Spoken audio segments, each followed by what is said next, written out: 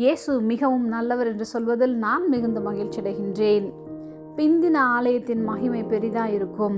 ஆகாய் 2:9 முந்தின ஆலயத்தின் மகிமையை பார்க்கிலும் இந்த பிந்தின ஆலயத்தின் மகிமை பெரிதாயிருக்கும் என்று சேனைகளின் கர்த்தர் சொல்லுகிறார். இவ்விடத்திலே சமாதானத்தை கட்டளையிடுவேன் என்று சேனைகளின் கர்த்தர் உரைக்கிறார் என்று சொல் என்றார். தேவனுடைய மகிமை நம்மேல் இறங்கி வரும்போது நம்மிலே மகிமையான மாறுதல்கள் ஏற்படும்.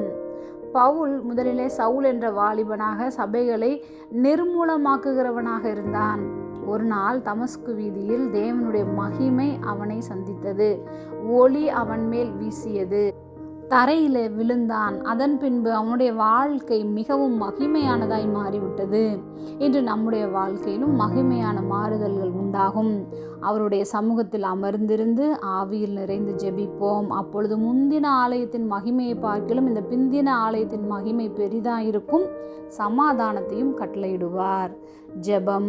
அன்பின் பரம தகப்பனே, எப்பொழுதும் எங்களோடு கூட இருக்கிறவராகவே இருக்கிறவரே, முந்தின ஆலயத்தின் மகிமையை பார்க்கிலும் இந்த பிந்தின ஆலயத்தின் மகிமை பெரிதாயிருக்கும் என்று சொன்னதற்காக நாங்கள் நன்றி செலுத்துகிறோம்.